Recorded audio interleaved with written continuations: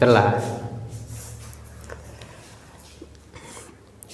Hello दोस्तों, question हम देखेंगे 2015 का है क्वेश्चन बैंक, जो 1 से लेकर 20 तक सोल्यूशन हम कर दिए हुए हैं, वीडियो अपलोड भी हो चुका है।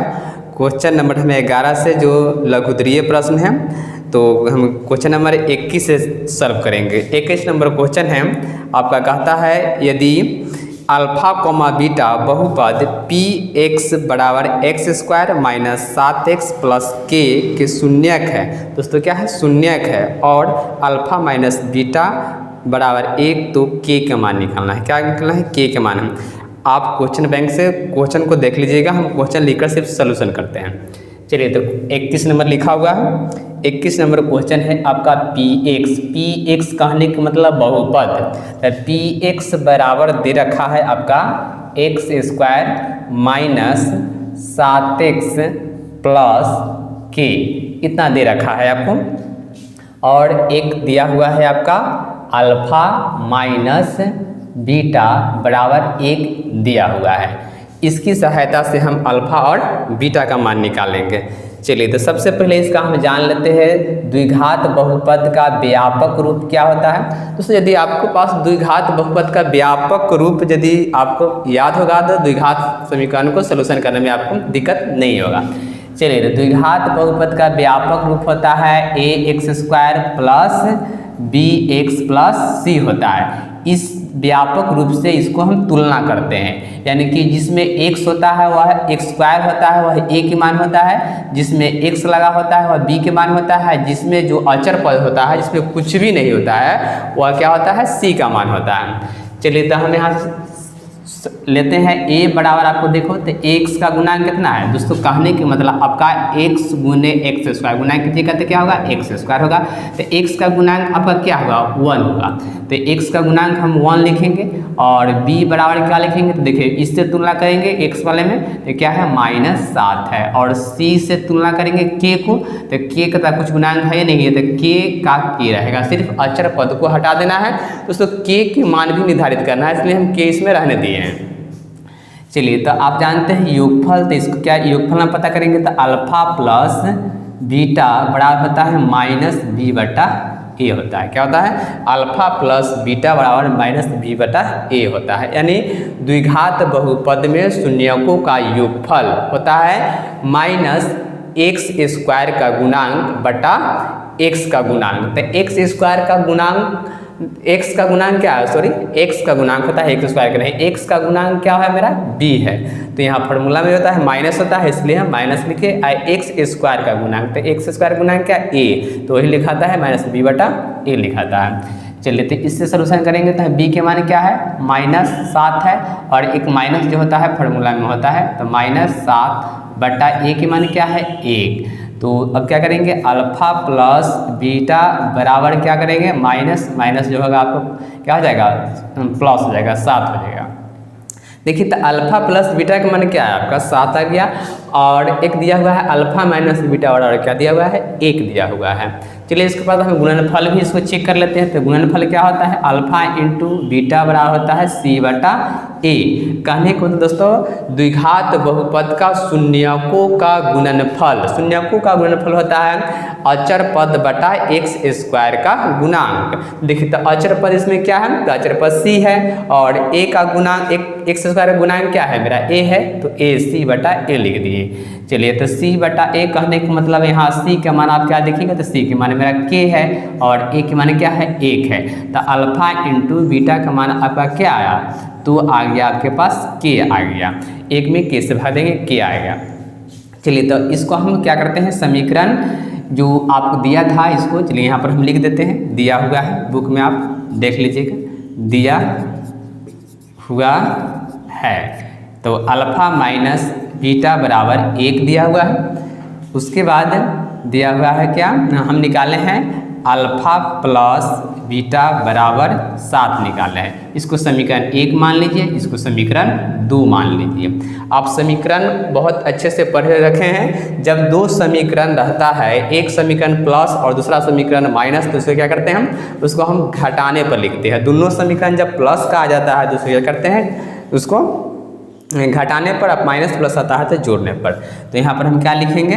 समीकरण 1 प्लस समीकरण 2। इसका मतलब है समीकरण 1 और समीकरण 2 को जोड़ने पर। चलो नहीं, हम इसको ऊपर ले लेते हैं। तो समीकरण 1 मेरा है अल्फा माइनस, ये नहीं है आपका, अल्फा माइनस बीटा बराबर 1 है, और अल्फा प्लस बीटा बराबर आपका 7 है। जोड़ने पर चिन्ह को चेंज नहीं करते हैं, तो बीटा से बीटा कैंसिल हो गया, और ये मेरा अल्फा था तो अल्फा ही लिखिएगा, यह अल्फा। तो एक अल्फा क्या हो गया, 2 अल्फा हो गया, और 7 है कितना हो गया, 8 हो गया। तो अल्फा बराबर क्या हो गया दोस्तों, 8 बट्टा, और यह गुना में है तो इधर जाएगा तो भाग में, तो कैंसिल हो जाएगा। तो अल्फा बराबर कितना आ जाएगा, 4 जाएगा।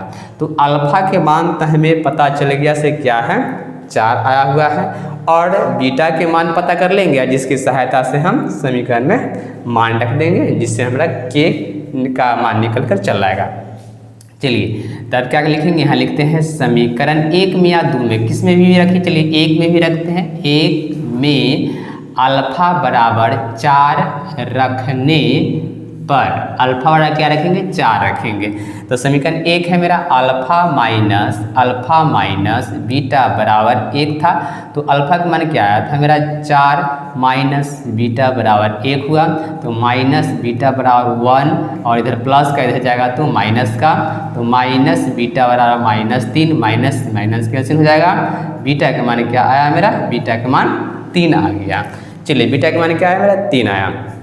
तो इस प्रकार आपका अल्फा का मान 4, बीटा का मान 3। हमको निकालना है क्या, प्रश्न में कह रहा था के मान निर्धारित करने के लिए। तो के मान कहाँ से निकालें, के मान निकालेंगे इससे निकालेंगे जो जिसका गुणांक आया था। तो यहाँ पर हम लिख देते हैं, आपको दिखाई शायद दे ही रहा होगा, दिखाई दे रहा है उसमें ना।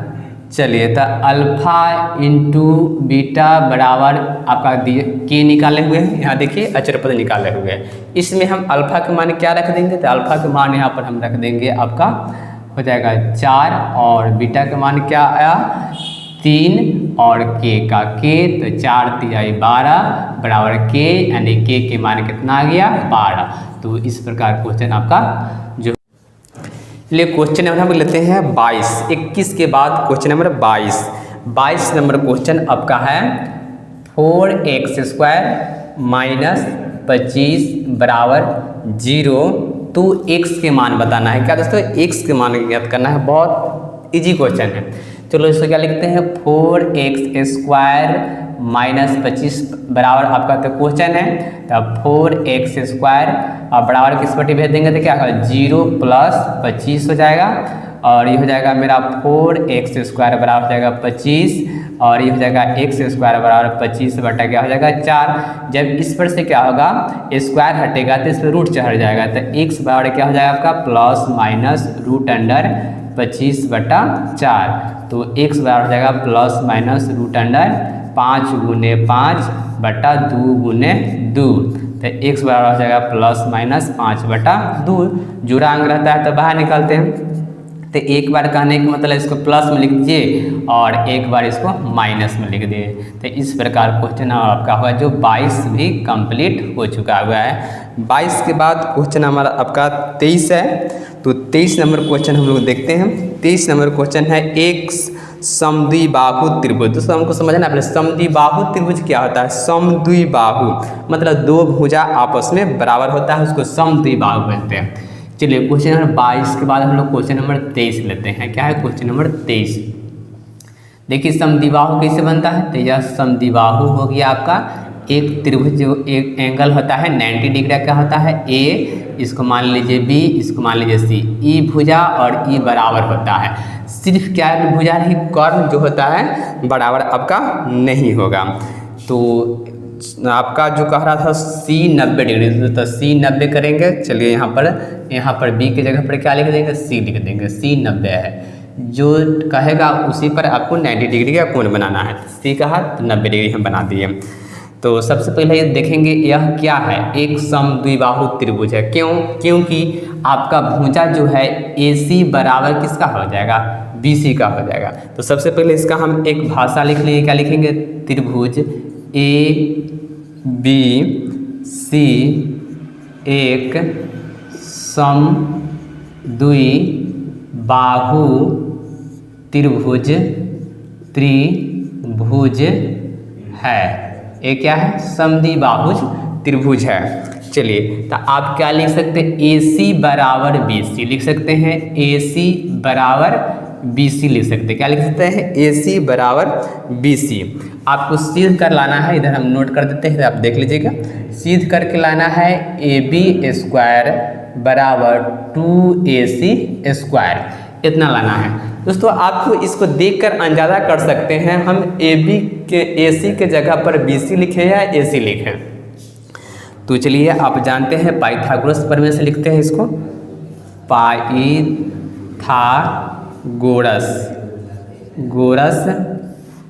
प्रमेय से, पाइथागोरस प्रमेय से तो मतलब क्या होता है? पाइथागोरस प्रमेय, कॉर्न का स्क्वायर, तो कॉर्न मेरा हो गया AB, कॉर्न का स्क्वायर बराबर क्या होता है?